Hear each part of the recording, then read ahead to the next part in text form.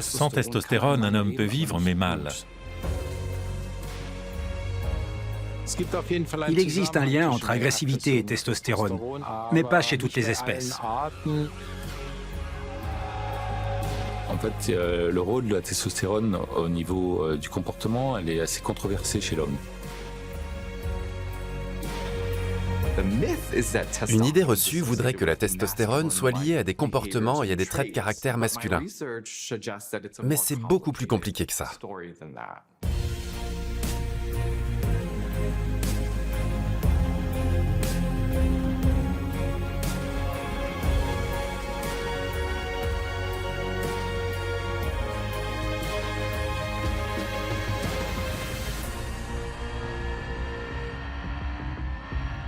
C'est l'hormone sexuelle masculine par excellence. L'homme, gouverné par sa testostérone, serait, dit-on, égoïste et s'exposerait à tous les risques. La mauvaise réputation de cette hormone est-elle justifiée? Dans toute l'Europe, des chercheurs s'interrogent.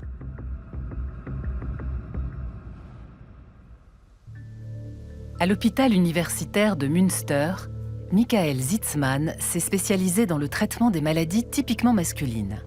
Il s'occupe au quotidien des hormones mâles.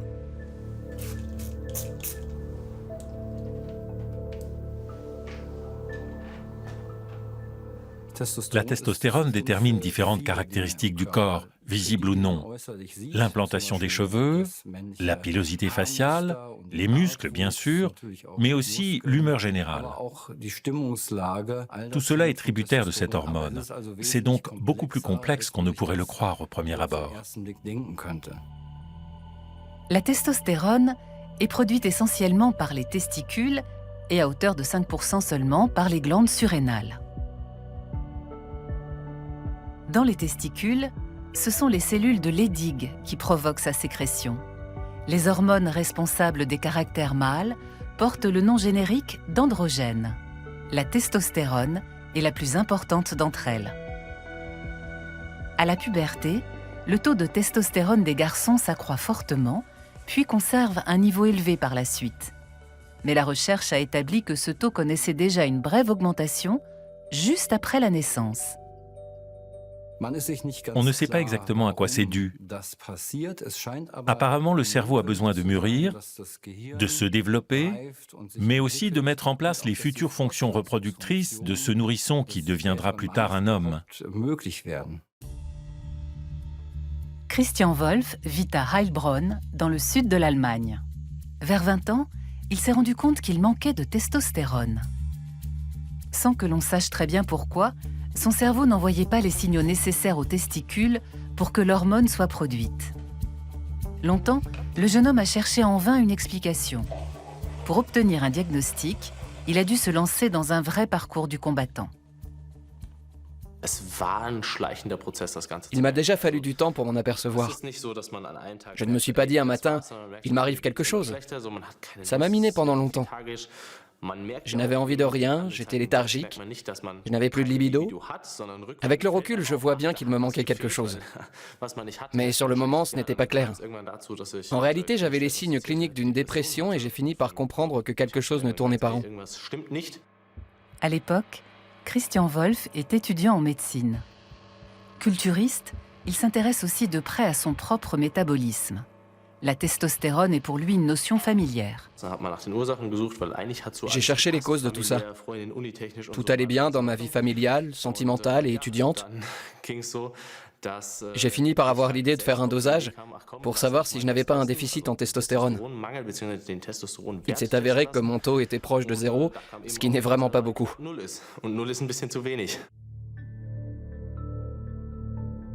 Quel est le taux habituel chez l'homme ?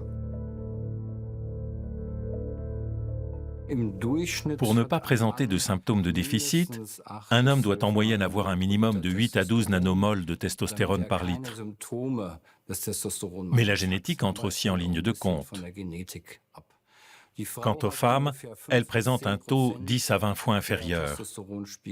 Cette testostérone leur sert à fabriquer les estrogènes, qui sont bien plus importants pour elles.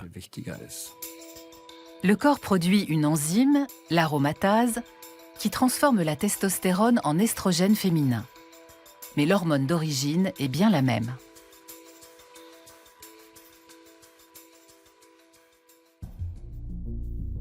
Christian Wolff doit donner un coup de pouce à ses hormones s'il veut espérer se sentir mieux dans son corps et dans sa tête. Je savais que je devais me tourner vers un traitement hormonal de substitution. J'avais écarté tous les facteurs liés au mode de vie, comme le manque de sommeil et les carences en vitamine D ou en zinc.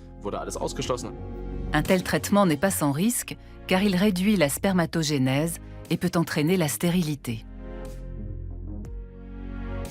Il faut bien comprendre comment la testostérone est produite dans le corps, enfin dans les testicules. Il ne s'agit pas d'un mécanisme autonome. Il existe pour cela une sorte de poste de commande dans le cerveau, l'hypothalamus, qui active à son tour l'hypophyse. Tout part donc du cerveau. La glande endocrine, appelée hypophyse, sécrète deux hormones glandotropes.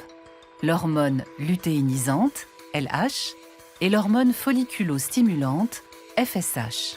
La FSH stimule la production de spermatozoïdes, la LH, celle de la testostérone. Un mécanisme de régulation indique en retour au cerveau si la quantité de testostérone et de spermatozoïdes générés est suffisante. Selon le cas, la production est alors ralentie ou renforcée. Quand on administre de la testostérone, on freine la sécrétion d'hormones de l'hypophyse responsable de la production de spermatozoïdes. La testostérone joue alors un peu le rôle d'une pilule contraceptive pour hommes. Si le patient qui a un déficit de testostérone souhaite avoir des enfants, il faut trouver une autre solution. Le problème reste entier pour Christian Wolff.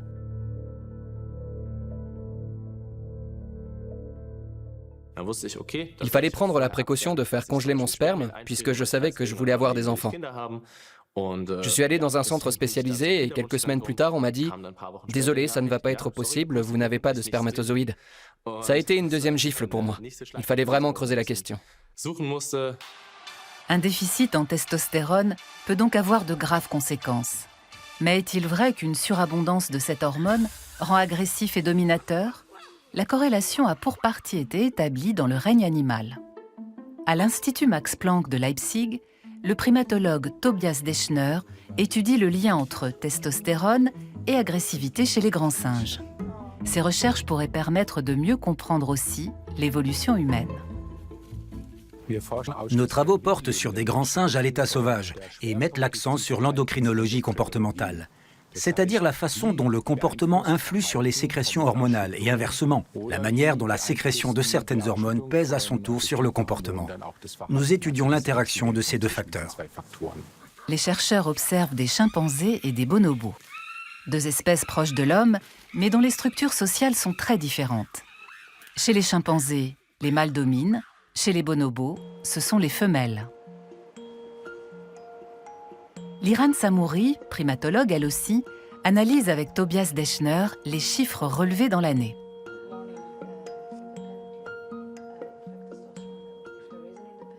Ici, on a le taux d'agression.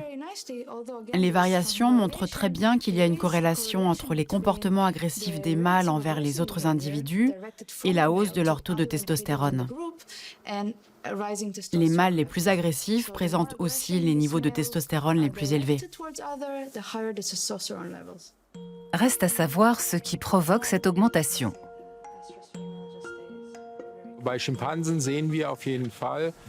Chez les chimpanzés, on constate cette corrélation dans deux situations. D'abord, quand on combine rang et agressivité.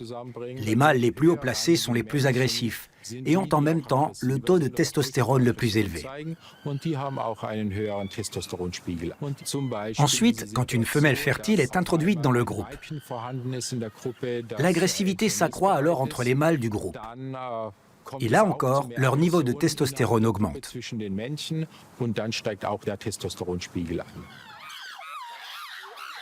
Mais l'observation des chimpanzés est-elle transposable à l'homme ?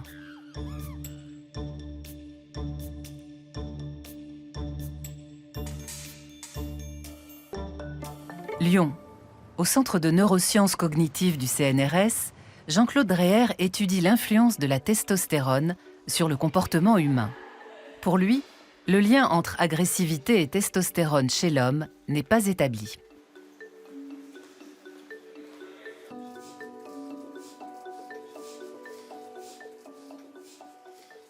Par contre, chez l'homme, l'effet de la testostérone est beaucoup moins clair. Les preuves jusqu'à présent, c'était des preuves assez indirectes, corrélationnelles, comme par exemple une augmentation de la testostérone avec le niveau de crime des prisonniers, par exemple. Donc c'est des arguments corrélationnels qui ne sont pas causaux. Ici, ce qu'on a pu montrer dans cette étude, c'est que quand on analyse de la testostérone, effectivement, il y a une augmentation de l'agressivité réactive, mais pas uniquement. Elle augmente aussi les comportements prosociaux. Donc c'est pas un simple rôle sur l'agressivité. Le neuroscientifique lyonnais a imaginé une nouvelle étude pour savoir si l'augmentation de la testostérone conduit automatiquement à une agressivité accrue. Le niveau de l'hormone est préalablement mesuré dans le sang des participants.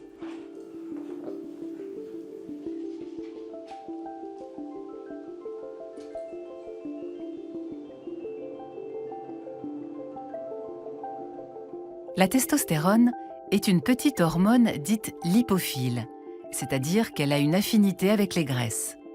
Elle est capable de traverser la barrière hémato-encéphalique et circule donc dans tous les fluides corporels, salive, urine ou sang.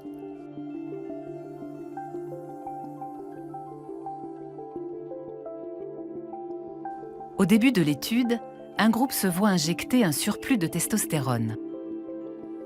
Le second groupe reçoit un placebo. L'objectif est de déterminer si l'hormone induit un changement de comportement.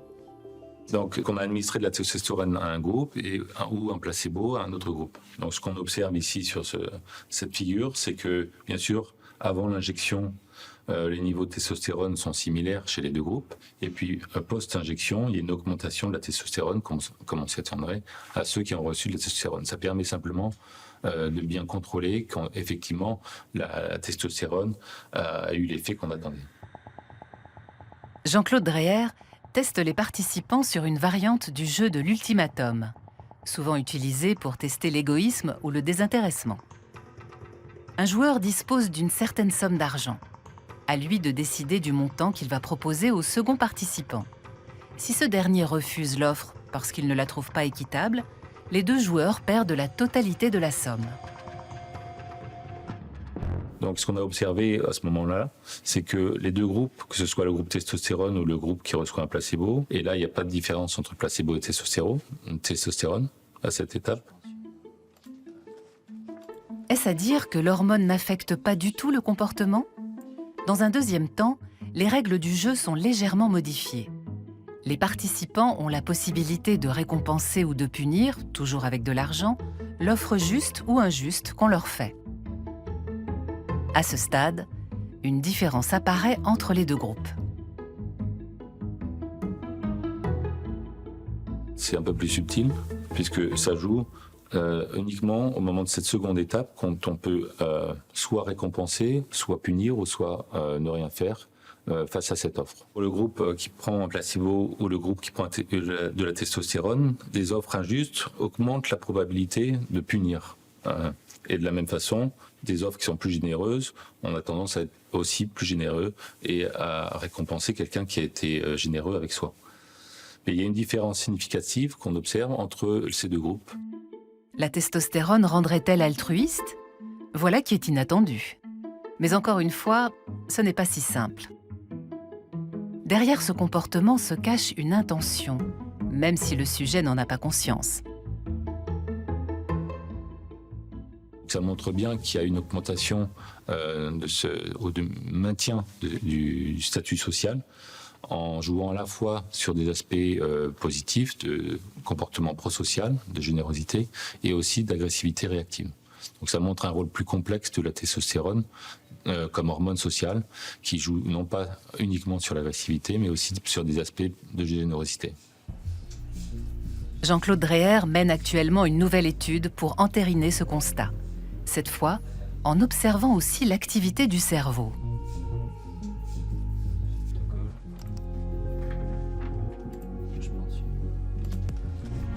Le rôle de la testostérone comme augmentant son statut social, il pourrait jouer par un certain nombre de mécanismes cérébraux, en particulier par des influences sur ce qu'on appelle le système de récompense qui est impliqué dans l'enforcement du comportement.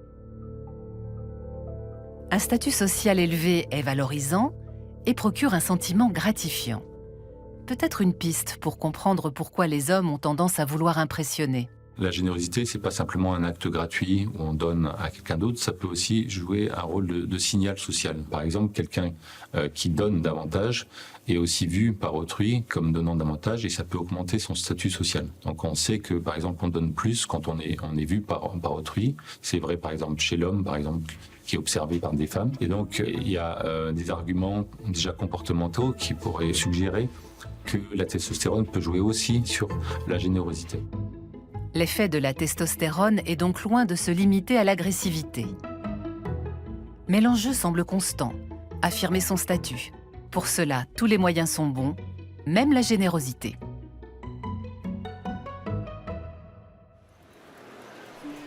Au University College de Londres, le psychologue Pranjal Mehta explore les effets des hormones sur le comportement humain.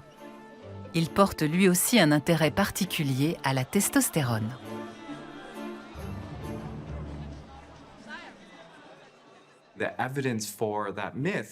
Aucune étude ne vient confirmer le mythe selon lequel la testostérone serait directement liée à des traits de caractère masculins tels que l'agressivité. Les résultats indiquent même que ce lien est ténu, voire inexistant chez l'humain, y compris chez les hommes. On essaie en revanche de comprendre dans quel contexte la testostérone peut être associée à des comportements prosociaux, comme donner de l'aide. Pranjal Mehta a lui aussi recours à une expérience impliquant des sommes d'argent.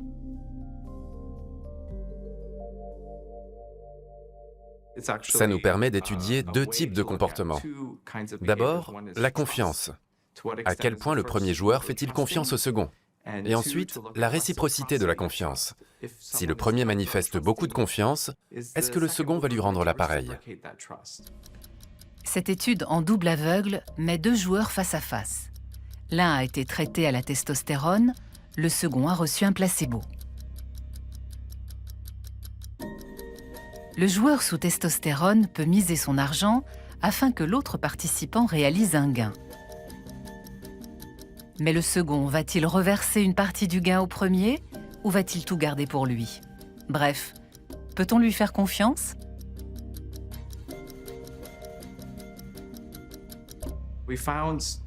On a mis en évidence des effets intéressants. Par exemple, le premier joueur, sous testostérone, manifeste moins de confiance. Ça va dans le sens du stéréotype qui associe la testostérone à l'idée de compétitivité et de menace. Il mobilise dans l'ensemble des comportements sociaux plus égoïstes et veut garder l'argent pour lui. Les joueurs échangent ensuite les rôles.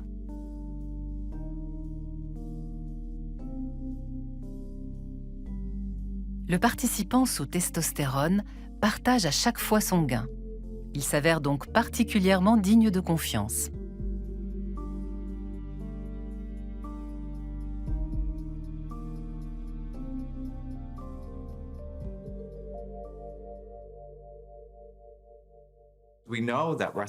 On sait que dans les situations coopératives, la réciprocité renforce le statut.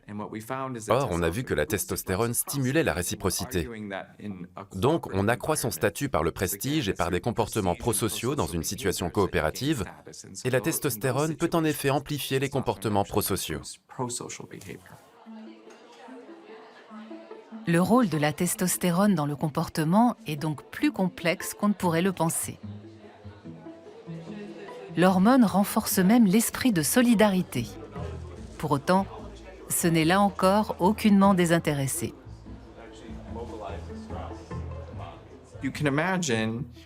On peut penser aux dirigeants qui occupent des postes de pouvoir. Ils disposent d'une expertise, de connaissances et d'une expérience qu'ils partagent avec leurs subordonnés. Ça fait partie des compétences associées au pouvoir. Aider les autres, de manière à les influencer. À première vue, ça ressemble à un comportement prosocial, mais ça témoigne aussi d'une forme d'appétence de pouvoir. Reste que la virilité, le statut social et le pouvoir ne sont pas définis de la même façon partout dans le monde. Là où les usages culturels diffèrent, les études amènent-elles à d'autres conclusions? Mon laboratoire se trouve à Londres, mais théoriquement, un confrère en Allemagne ou dans le sud rural des États-Unis pourrait obtenir des résultats un peu différents.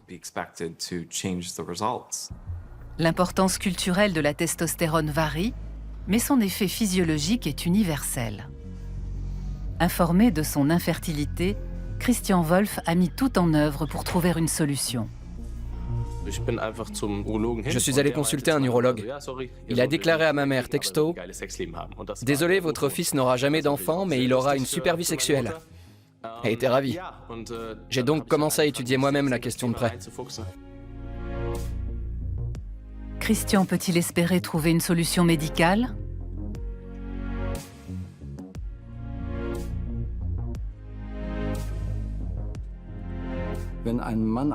Si un homme atteint d'un déficit en testostérone souhaite avoir des enfants, on obtient de bons résultats avec l'administration de gonadotrophine. C'est le traitement adapté pour ce cas de figure. On l'applique depuis des années, même des décennies. Les gonadotrophines, ce sont ces hormones LH et FSH que le cerveau envoie vers les testicules pour déclencher la production de testostérone et de spermatozoïdes.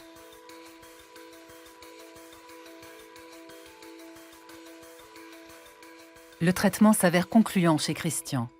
Ces testicules produisent temporairement de la testostérone et des spermatozoïdes fertiles qu'il fait congeler.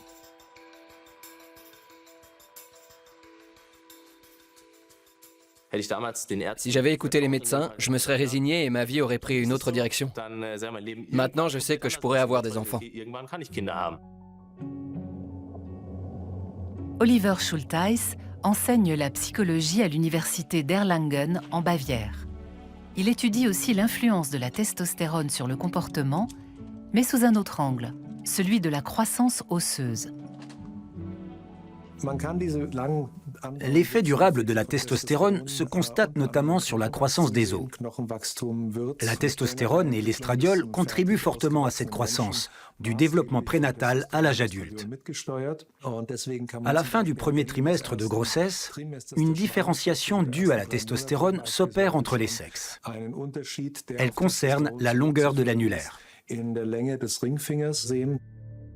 Chez les femmes, l'index est généralement plus long que l'annulaire. Chez les hommes, c'est l'inverse.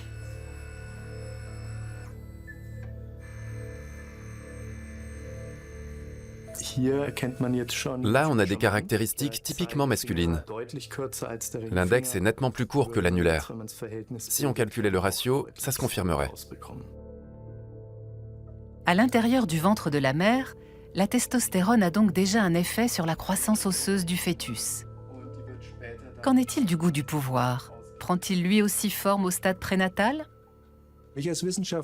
En tant que scientifique, ça m'intéresse de savoir si cette aspiration au pouvoir que j'étudie a également un fondement biologique, ou s'il n'en est rien. Oliver Schultheis propose aux participants d'écrire un récit inventé de toutes pièces. Une méthode d'analyse psychologique lui permet d'évaluer à quel point l'auteur est animé d'une volonté de pouvoir. L'envie de pouvoir, considérée comme une caractéristique stable chez un individu, témoigne d'un besoin d'exercer une influence sur les autres. Elle ne se manifeste pas forcément par des attitudes conscientes ou une perception de soi-même particulière. Nos recherches indiquent que l'image que nous avons de nous-mêmes reflète rarement nos motivations profondes et ce qui influe réellement sur notre comportement. Les participants affrontent ensuite un adversaire en une dizaine de manches sur un jeu. Il ne s'agit pas de tester leurs capacités. Ce sont les effets psychologiques de la victoire ou de la défaite qui sont étudiés. L'issue de l'épreuve est manipulée à l'insu du joueur qui remporte automatiquement 8 manches sur 10. Les chercheurs veulent savoir quelles modifications se produisent alors dans les hormones.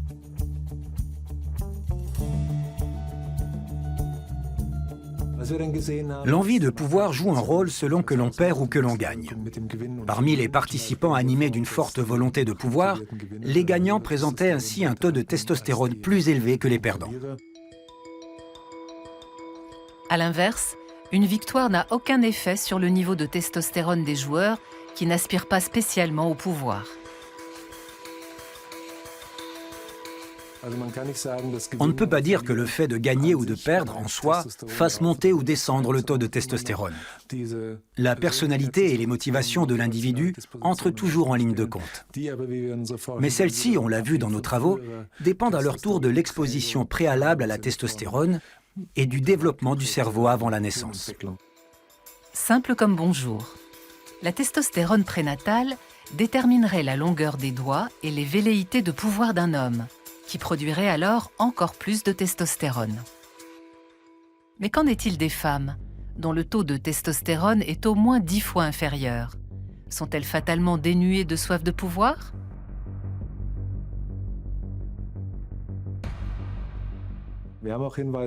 Certains éléments établissent une corrélation chez les femmes entre un ratio digital typiquement féminin et une aspiration au pouvoir. Donc tout ceci est complexe. Il reste encore beaucoup d'aspects à étudier. Il existe peu d'études sur le rapport des femmes au pouvoir.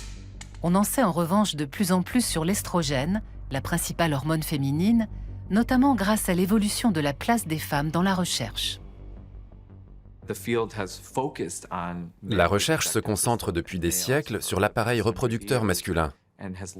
Elle a largement négligé l'étude des hormones sexuelles féminines en raison des questions de statut et de leadership. Ça reste à ce jour une énorme lacune dans la littérature scientifique. Direction Cambridge, où le psychologue Simon Baron-Cohen étudie les différences hommes-femmes qui sont selon lui fondamentales et apparaissent dès le plus jeune âge sur le plan cérébral et émotionnel.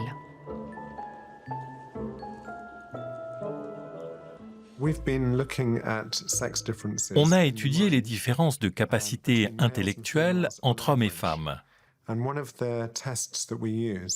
L'un des tests consiste à retrouver aussi vite que possible une forme donnée, cachée dans un dessin. En moyenne, les hommes la trouvent plus rapidement. Dans le cadre d'un projet unique en son genre, le scientifique a suivi en continu une cohorte d'enfants et d'adolescents. En commençant au stade embryonnaire. On a mesuré le taux de testostérone dans le liquide amniotique au cours de la grossesse. Voilà le fœtus dans le ventre de sa mère. Au cours de la grossesse, certaines femmes réalisent une amniosynthèse, un examen qui consiste à prélever un peu de ce liquide au moyen d'une aiguille. Ça permet aussi de mesurer la testostérone présente dans le liquide amniotique. Il s'avère que les bébés sont exposés à une quantité de testostérone variable. Pour les garçons, le taux de testostérone dans le liquide amniotique est plus important que pour les filles. Dans l'utérus, la testostérone joue déjà un rôle dans la différenciation sexuelle de l'embryon. Autour de la 7e semaine de grossesse, un petit segment d'ADN, porté par le chromosome Y, peut s'activer, ce qui déclenche à son tour la production de testostérone. Cette évolution a sans doute aussi une influence très précoce sur le cerveau. On étudie les effets à long terme des hormones, dont on suppose qu'ils se traduisent par des différences du point de vue du développement du cerveau. Pour ce faire, on étudie les comportements. Notre hypothèse, c'est que les hormones modifient le développement du cerveau chez les hommes et les femmes parce que les deux sexes sont exposés à des quantités d'hormones différentes. Simon Baron-Cohen présente à des nourrissons des images de deux types, des formes abstraites et des visages. On s'est rendu compte que plus l'exposition à la testostérone prénatale était élevée, moins le bébé d'1 an établissait de contact visuel. On ne s'y attendait pas. On pensait que le contact visuel était surtout tributaire de facteurs sociaux. Mais visiblement, la testostérone prénatale entre en jeu elle aussi. À 2 ans, les enfants sont à nouveau soumis au même test et les résultats ne font que confirmer que la testostérone joue un rôle dans leur comportement. Les petites filles recherchent davantage le contact visuel et maîtrisent mieux le langage que les petits garçons. Elles parlent plus tôt et développent cette compétence plus vite. Mais on ignorait à quoi tenait cet avantage des filles. Là, on a pu établir un lien avec la testostérone prénatale. Les enfants exposés à un taux plus élevé possédaient un vocabulaire plus limité. Au fil des années, l'étude entérine ces résultats, ce qui témoigne des effets à long terme des hormones. Simon Baron-Cohen montre aussi aux enfants des visages exprimant différentes émotions qu'il leur demande d'identifier. Là encore, on s'est rendu compte que les enfants exposés à une plus grande quantité de testostérone prénatale réussissaient moins bien ce test d'empathie. Nouvelle surprise pour nous. 8 ans après la mesure du taux de testostérone in utero, les effets étaient encore observables. En résumé, les filles développent plus rapidement leurs compétences langagières et sociales. Les garçons se distinguent, eux, dans le domaine analytique. Cette même hormone semble jouer un rôle non seulement dans le développement des compétences sociales, décrypter une expression, parler, établir un contact visuel, mais aussi pour d'autres compétences, reconnaître une forme ou décomposer une image pour isoler la partie du tout. Un peu comme au Rubik's Cube, où il faut identifier des motifs rapidement. Les garçons ont globalement une meilleure capacité d'abstraction et une moindre empathie. Leur maîtrise du langage se développe en revanche plus lentement.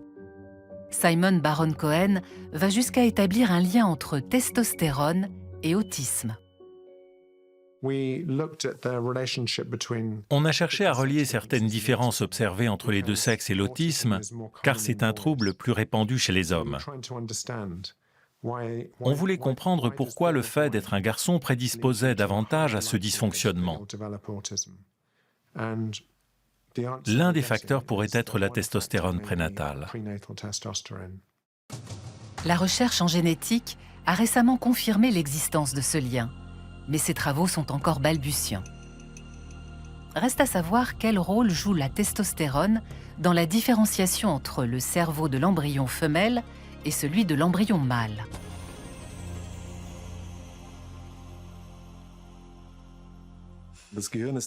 Le cerveau ne s'en trouve pas prédéterminé.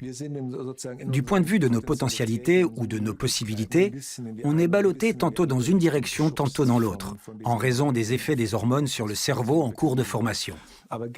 Mais beaucoup de choses se jouent plus tard et sont le fruit des interactions entre l'être humain qui vient de naître ou qui grandit et son environnement, son milieu social. Pour Pranjal Mehta aussi, cette question est centrale. Nos comportements sont-ils influencés par nos gènes ou par des facteurs sociaux ? Des chercheurs de mon laboratoire ont examiné 2 aspects. L'influence des hormones sur les comportements de dominance liés au statut et la façon dont le statut social et l'environnement peuvent à leur tour faire fluctuer les hormones dans une boucle de rétroaction. Le scientifique a également étudié comment la perception que nous avons de nous-mêmes pouvait peser sur nos décisions.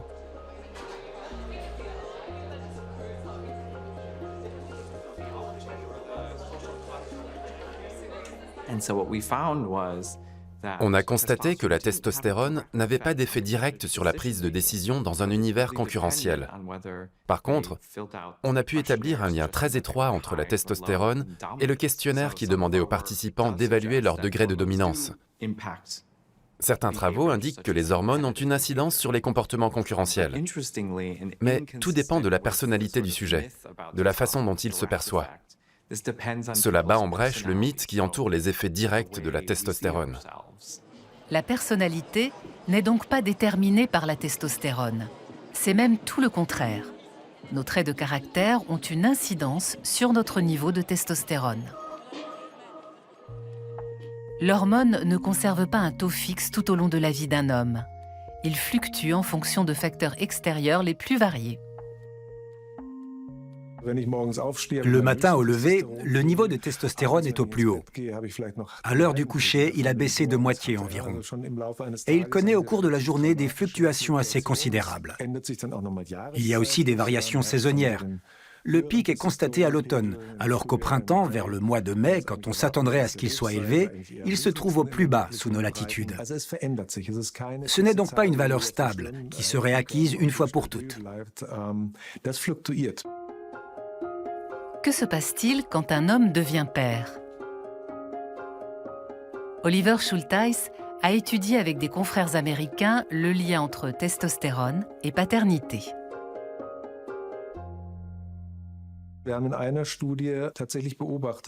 On a observé comment des pères se comportaient et interagissaient avec leurs enfants quand ils jouaient ensemble. On a mesuré leur taux de testostérone avant et après. Les pères chez qui la chute était la plus forte étaient aussi ceux qui manifestaient le plus de sensibilité avec leurs enfants. D'autres études ont mis en évidence une baisse du niveau de testostérone chez les hommes qui se trouvent dans une relation stable. Décidément, le taux de cette hormone évolue au cours de la vie en fonction des circonstances. L'image des hommes a radicalement changé.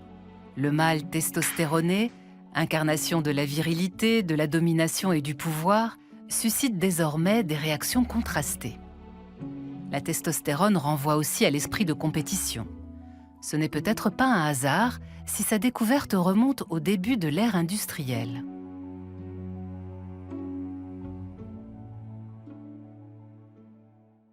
En 1889, Charles-Édouard Brown-Séquard, alors âgé de 72 ans, est titulaire de la chaire de médecine expérimentale au Collège de France.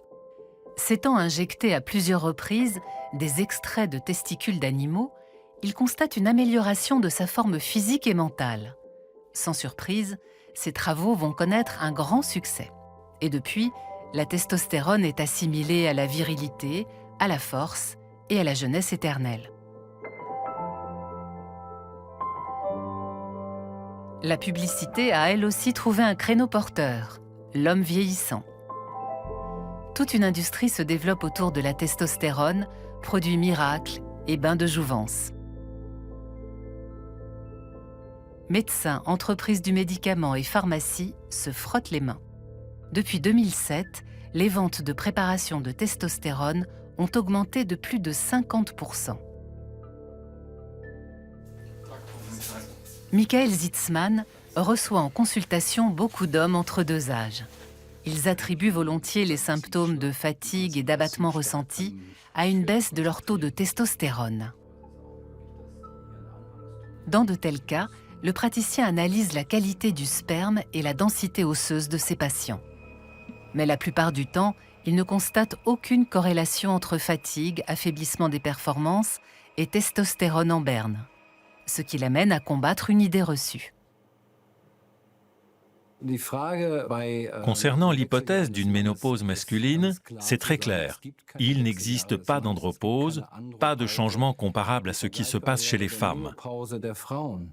Du moment qu'ils sont en bonne santé, les hommes peuvent produire autant de testostérone à 80 ans que dans leur jeunesse.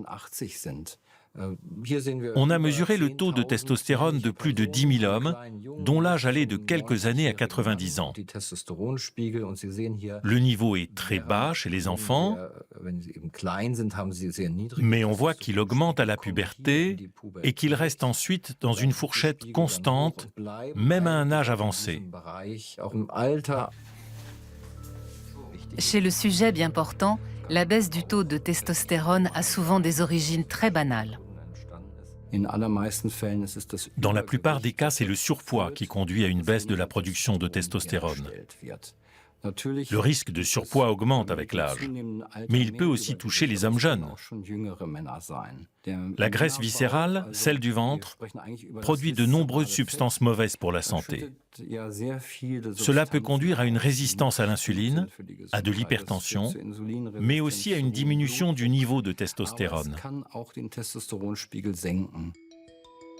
La graisse sous-cutanée se stocke juste en dessous de la peau tandis que la graisse viscérale, plus profonde, métabolise la testostérone en estrogène. Un accroissement des tissus adipeux signifie donc moins de testostérone et moins de tissus musculaires. Les fameuses poignées d'amour en sont la conséquence. Mais Michael Zitzman ne recourt à la prescription de testostérone que dans les cas d'obésité. Chez certains patients, on a affaire de toute évidence à un déficit fonctionnel de testostérone. Ils ont trop de graisse viscérale, produisent trop de substances inflammatoires et d'estrogènes. Dans ce cas, on leur conseille toujours de modifier leurs habitudes de vie, faire plus de sport et changer leur alimentation. Les études montrent que ces mesures peuvent suffire à faire remonter le taux de testostérone. L'hormone est aussi tristement connue pour ses liens avec le dopage dans les sports de compétition. Michael Kleber, de la Confédération allemande des sports olympiques, se bat contre ce fléau depuis des années. Le problème du dopage dans le fitness est son cheval de bataille. En musculation, la testostérone est associée à une régénération des muscles plus rapide. Lors d'une séance, on détruit des fibres musculaires, ce qui incite à trouver un moyen de les reconstituer plus vite. La testostérone est une substance centrale dans ce processus. À une époque, la prise de médicaments pour améliorer ses performances était cantonnée au sport de haut niveau. De nos jours, le dopage est aussi devenu monnaie courante dans les sports de loisirs.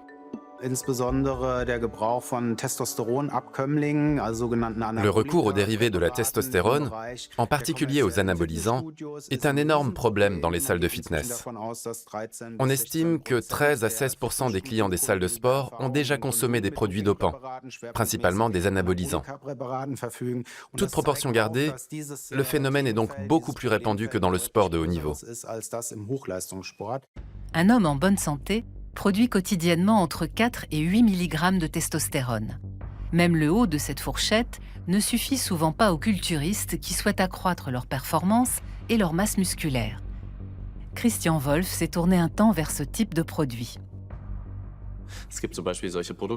Il y a par exemple des compléments appelés boosters de testostérone. Ce sont de simples gélules, pas des médicaments. Je savais que c'était n'importe quoi, mais quand on est désespéré, on se dit « on ne sait jamais, ça peut marcher ». Ça joue sur les émotions. Donc j'en ai acheté et ils n'ont eu aucun effet. Ces boosters sont utilisés pour amplifier les effets des entraînements. Il s'agit de stéroïdes anabolisants, des dérivés synthétiques de la testostérone très prisés des culturistes. Leur consommation peut accroître les performances de façon spectaculaire. Dans mes recherches, j'ai croisé par exemple le cas très alarmant d'un utilisateur de 17 ans. On voit qu'il consommait chaque semaine plus de 1000 mg de dérivés de testostérone combinés à du Dianabol thaïlandais. Il s'injectait les premiers tous les 2 jours parce qu'ils sont à libération prolongée et prenait quotidiennement du Dianabol. En tout, ça faisait plus de 1000 mg par semaine. Pour un ado de 17 ans, c'est effarant. Les sportifs répètent ces cures souvent sur plusieurs mois. Dans les salles de musculation, la pression est forte.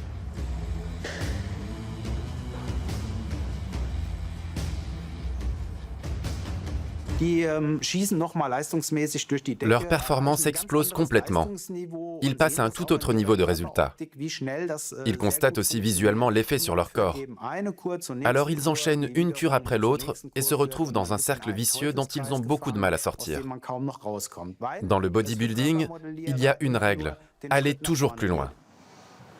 Christian Wolf a été témoin de cette surconsommation. Il y a des gens qui abusent vraiment.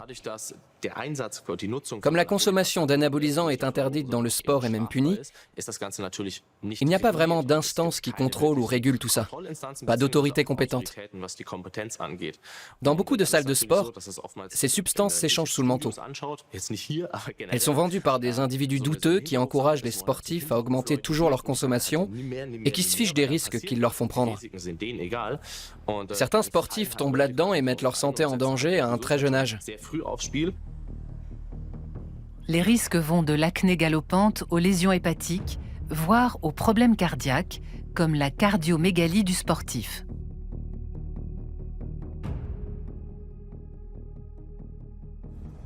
C'est une bombe à retardement.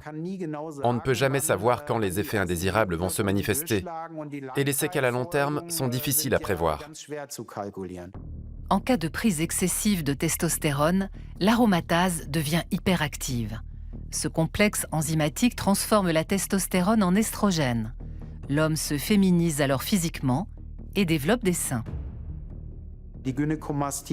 La gynécomastie, appelée vulgairement beach tits dans le milieu, désigne l'apparition de seins chez un homme et une hypertrophie des tissus glandulaires, car c'est principalement là que se produit la transformation de la testostérone en estrogène. Beaucoup de culturistes se font d'ailleurs retirer préventivement la glande mammaire. Un excès de testostérone peut aussi entraîner la stérilité. Le cerveau enregistre que l'hormone est présente en quantité suffisante et met en veille la production assurée par le corps. Malgré tous ces effets indésirables, un homme doté d'une bonne constitution peut aussi prendre de la testostérone pendant des années sans dommage apparent pour sa santé. Avec son parcours, Christian Wolf a croisé beaucoup de vendeurs de rêves sur les réseaux sociaux. Il est lui-même devenu un influenceur.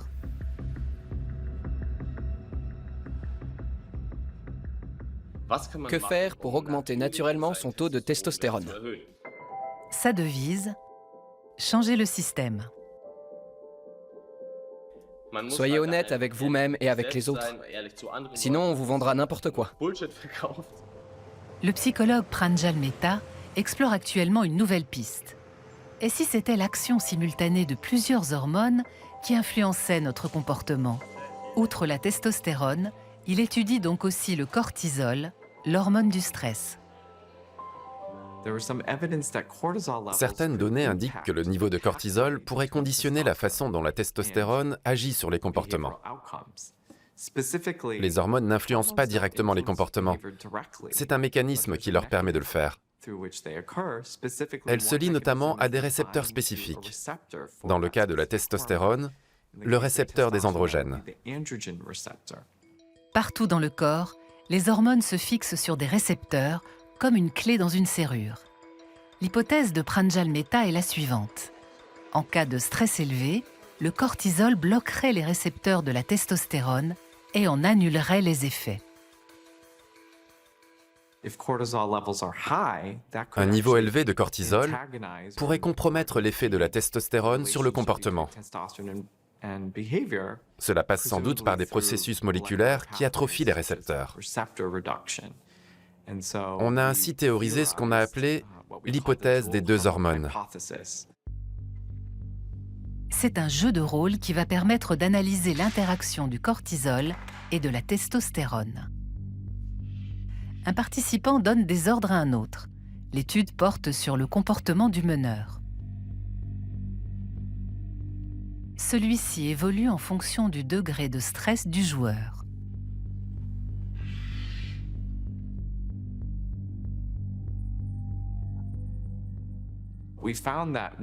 Lorsque le niveau de cortisol est bas, on constate qu'un taux élevé de testostérone entraîne effectivement une plus forte dominance. Mais cet effet disparaît dès que le taux de cortisol augmente. Autrement dit, les effets de la testostérone sur les comportements de dominance dans une situation de commandement dépendent de l'état de stress du corps. Ainsi, la testostérone seule n'aurait donc aucun effet absolu sur notre comportement? Les recherches en la matière sont récentes. On manque d'études significatives et comparables. Et les conclusions des experts ne vont pas toutes dans le même sens.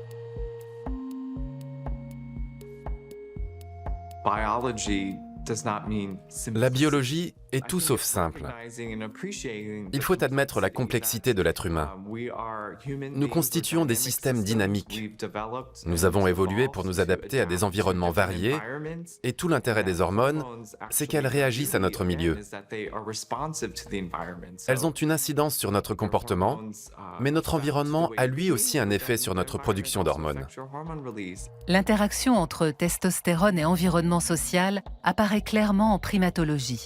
La société des bonobos, contrairement à celle des chimpanzés, est matriarcale. Ce sont les femelles qui sont aux commandes. Dans ce système social, ce ne sont pas les mâles qui dominent. Les femelles ont plus de liberté pour prendre des décisions. Et d'un coup, la testostérone ne joue plus le même rôle que chez les chimpanzés. Là où les chimpanzés mâles débordants de testostérone font la loi, c'est l'inverse chez les bonobos. Les femelles dominent malgré leur déficit en testostérone. Le facteur qui permet aux mâles d'un rang élevé de se reproduire avec des femelles, c'est la proximité et la possibilité d'avoir des interactions sociales, comme l'épouillage par exemple. Pour les faciliter, mieux vaut des niveaux bas de testostérone. L'hormone masculine est associée à des enjeux très modernes. La réussite, la compétitivité. Son abondance connote le succès, son manque, la faiblesse. Un cliché qui a la vie dure.